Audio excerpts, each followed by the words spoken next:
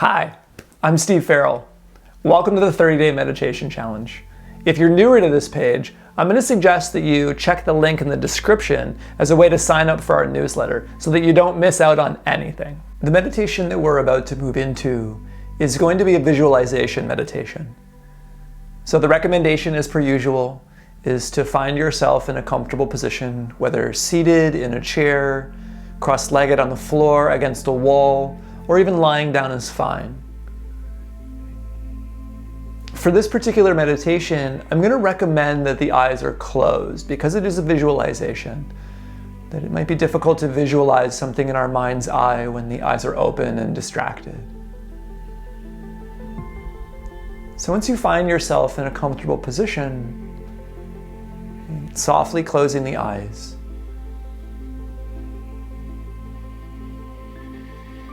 take a few breaths here on purpose.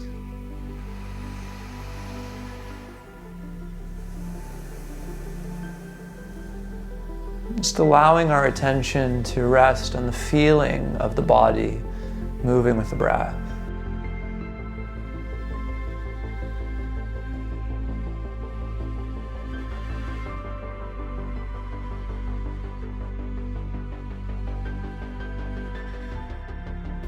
After a few breaths on purpose, allowing the breath to then become easy, effortless.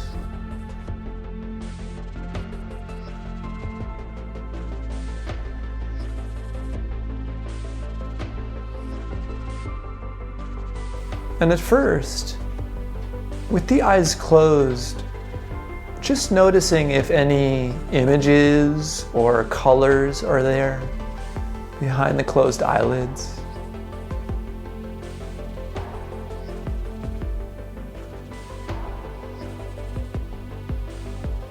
And also know that through this meditation, that if you don't find yourself to be a visualization kind of person, right, that's okay. That part of this meditation is a practice in visualization, not just doing the visualization as a meditative technique. Right? That we can start to explore the creativity of our senses. Right? If we don't find ourselves to be visualization type of people, then we can practice things like this.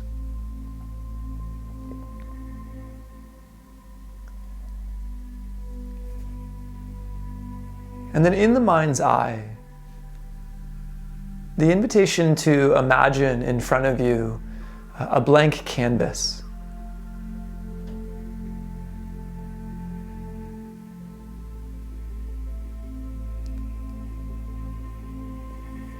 And then also imagine that you had in your hand an imaginary pencil. And with that pencil, you're going to start to draw horizontal lines across your canvas with an equal amount of space in between each. And so I want you to create 5 sections from bottom to top.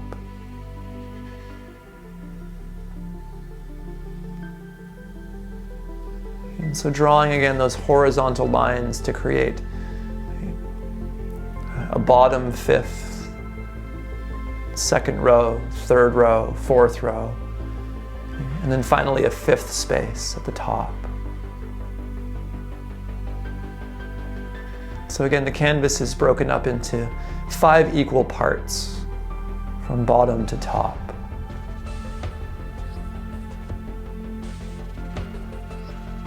Once you have that, with your imaginary paintbrush, beginning to paint the bottom 5th of this canvas a solid black. So a solid black strip at the bottom of the canvas.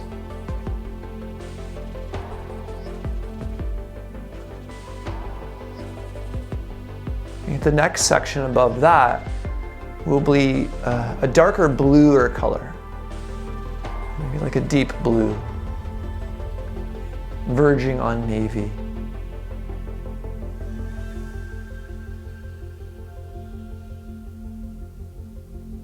The third section more of a light blue with some white added.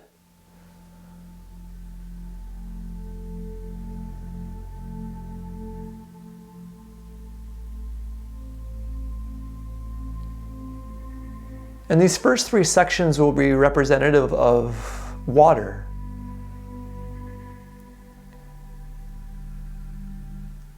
And so you take your imaginary blending brush. For those of you that are painters, you know what I mean. And you start to blend those three sections together. The black into the deep blue, into the lighter bluish white. And so we have black water, deep blue water, right, into more of a light blue and a light reflection. And again, if you're not so much a painter or a visualization type of person, that's okay. We don't all start off as a Picasso or a Rembrandt. In the fourth section, I want you to imagine a cityscape.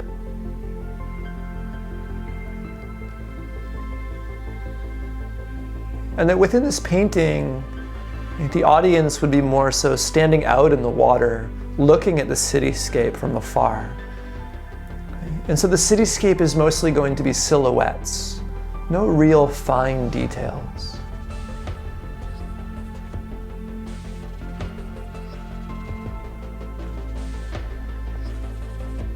In the final section of this painting, sky.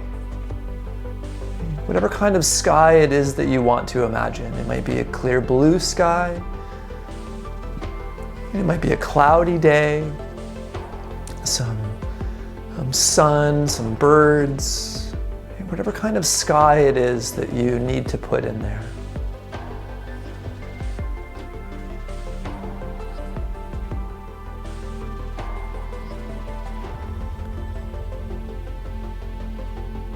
And with no rush, once you have this painting finished, the blending of black water into deep blue, into lighter blue, some white reflections, waves, the cityscape, and the sky above.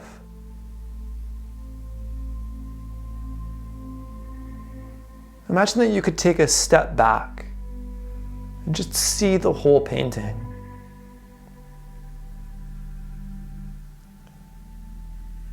And as you do that, just noticing where your eyes are more naturally drawn to.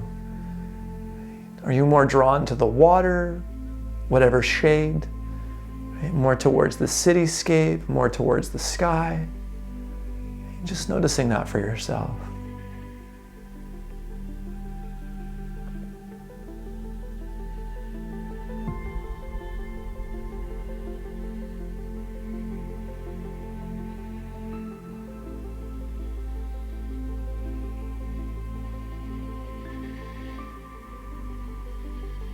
Noticing that your eye probably doesn't stay in one particular place for too long, right? That it wants to explore the rest of the painting. Right? And that's okay, just noticing how that happens. Where does the imaginary eye go? And also beginning to notice at the same time what kind of things are arising in the mind, any language, opinions. I know sometimes for myself, when I finish my painting, I'm like, wow, I'm not such a great painter. I need more practice, mind painting.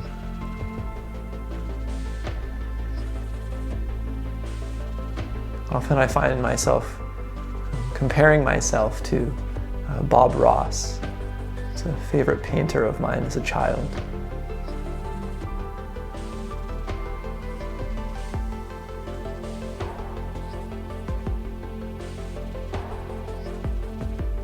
And then from there, stepping a little bit closer to the painting, and maybe even imagining as though you were leaning in slightly. And starting to draw the bulk of our attention towards the black water down at the bottom of the canvas.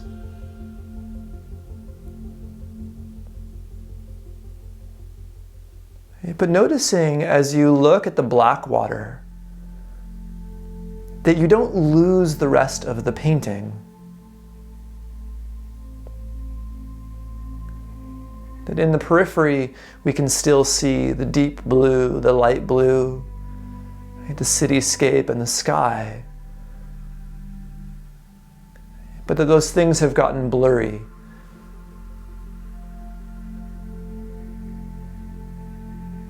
Maybe some of the language that we can put on that is that as we focus on the black water, that this is the foreground, and that the periphery begins to fade into the background.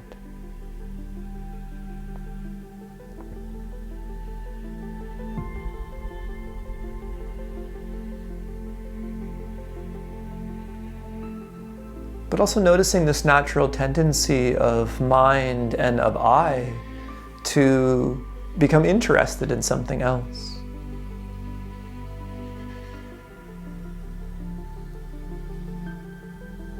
And so maybe our attention begins to divert from the foreground into the background elements.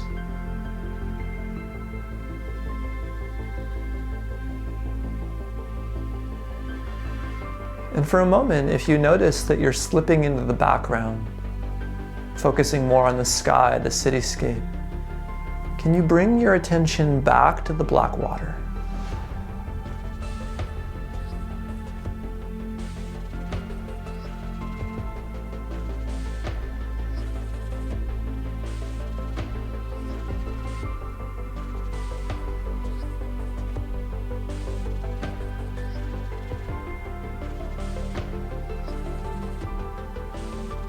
And then we begin to shift our focus towards the cityscape.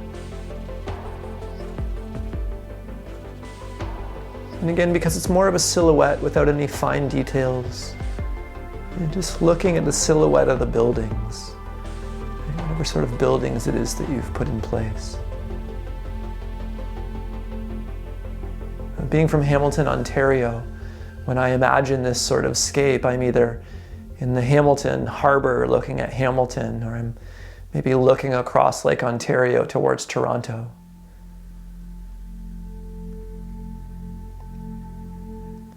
And can we keep our attention on the cityscape, and for as long as that's available? Noticing when the eye starts to drift off to the sky or back to the water.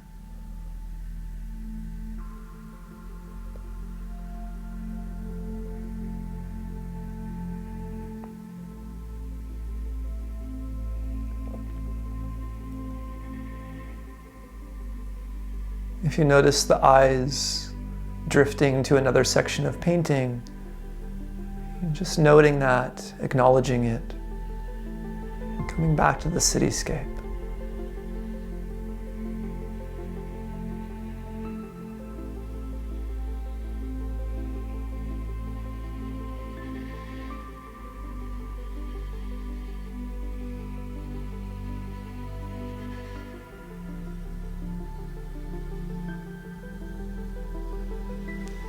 Again, recognizing that even though you're looking with the bulk of your attention on the cityscape, that you don't lose the rest of the painting.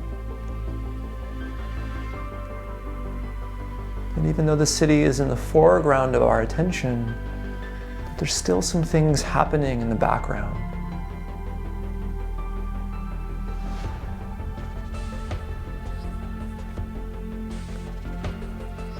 And it really is this relationship of foreground to background that makes the composition of the painting. And the foreground isn't much without the background. And the background isn't as much without the foreground.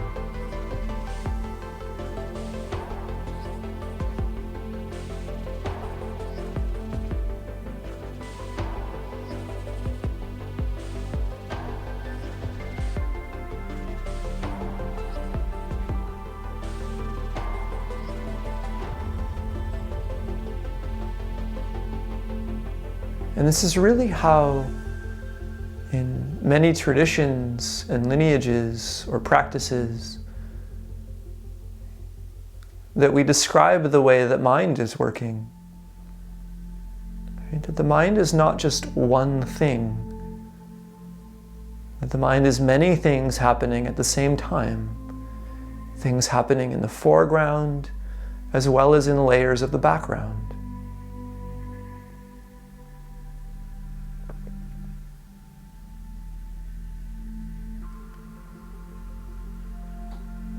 Beginning to shift the attention towards the layer of sky, the top of the painting. Allowing the cityscape and the water to be more in the periphery.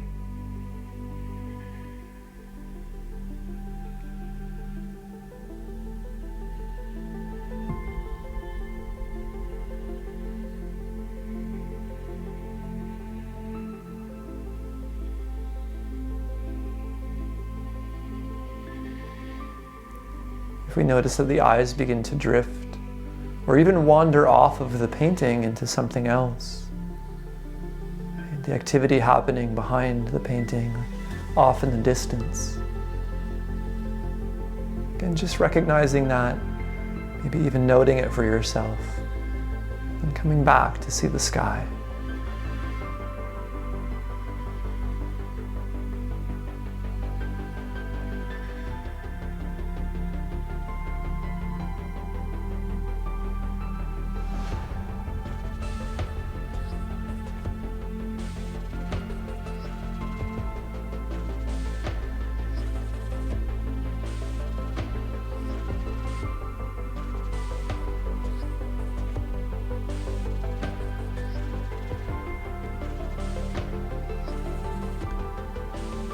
From there, just being able to take a step back again, to see the painting as a whole.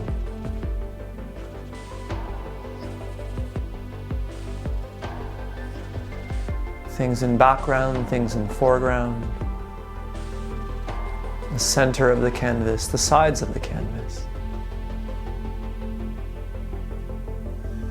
That it's all there. It's all happening at the same time.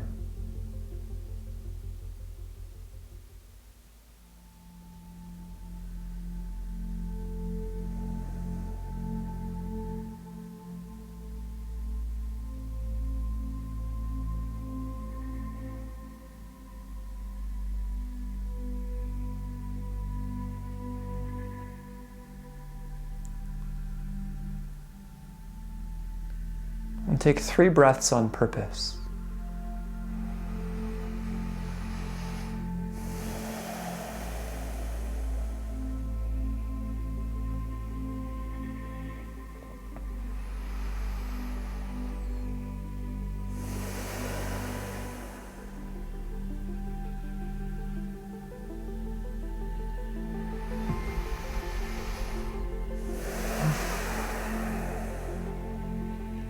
After that 3rd breath, and bringing some movement back into the body.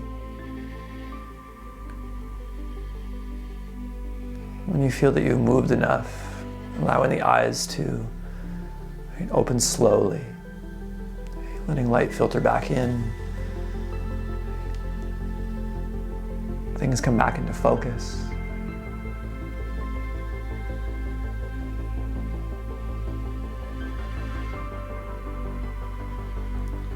I hope you enjoyed that technique. And it's something that I use with my students and my clients often. And one of the reasons why I love that technique is, again, it's a reinforcement just that the mind is not one thing solely all the time. That the mind is constantly working in layers of foreground and background. And then even in attention practices sometimes, which meditation can be geared towards. And even though we're doing something like feeling breathing in the foreground, it doesn't mean that the rest of the world begins to disappear. Even if we look at something like thinking, that it's possible to pay attention to breathing in the foreground, but to notice that some thoughts are swirling in the background. And that sometimes those backgrounds will slip forward. Right? that we'll lose our focus or we'll get distracted. And in some techniques, when the background slips forward, the background becomes the new foreground. But that in some practices, especially if we have something more specific that we're trying to pay attention to, like the black water or breathing or a sound of something, right, that we notice that the background has become the foreground. Right? We recognize that, we note it, and then we come back to what it is that maybe we're supposed to be paying attention to, whether, again, the black water or the cityscape, right? The breathing, a sound, a mantra. But again, just as a reinforcement that even in moments of strong focus, that it's okay if we notice swirlings in the background. Rather than getting wrapped up in this idea, perhaps, that one day we'll get to a place where we're so focused in the foreground that there's absolutely no thinking happening whatsoever. Right? Or that we're so focused on one thing that the rest of the world actually disappears. So again, I hope you enjoyed this technique. The painting is what I call it. And bring hands to heart, head to heart, and one bow.